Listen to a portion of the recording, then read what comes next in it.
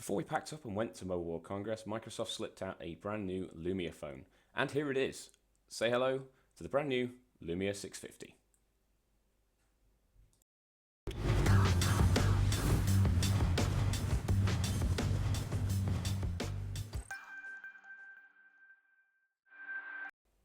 The Lumia 650 marks something of a change in design for Microsoft. Gone is the all polycarbonate box, and in is a svelte metal frame with a matte plastic rear.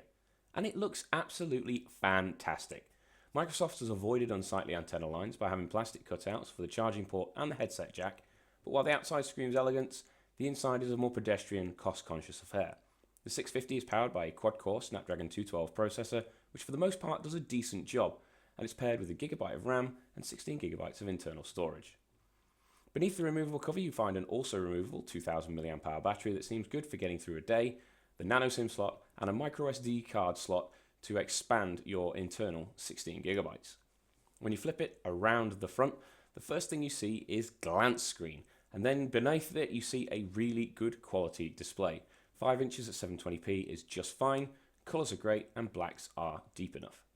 On the display though is Windows 10 Mobile, which is where sadly the main issues of the phone come to light. This is the best experience that I've had so far with Windows 10 Mobile on any phone, but there is still work to be done. Random issues like the hotspot feature not working without a reboot, random crashes and freezes, and the store still being painfully slow and frustrating to use plagued my time with the phone. But when it's all working well, it's actually pretty good. It's smooth, it's snappy, and mostly untroubled, though the processor does chug a little at times, including in casual games like Inside Out Thought Bubbles, which is a little bit disappointing. Then we come to the camera, and it's back to good news. Even at this price point, buyers want a good camera, and Microsoft seems to have delivered. The 8 megapixel rear shooter with rich capture turned on takes some very pleasing, if sometimes a little oversaturated or slightly warm looking pictures. Both of these can be easily rectified and probably avoided without using rich capture.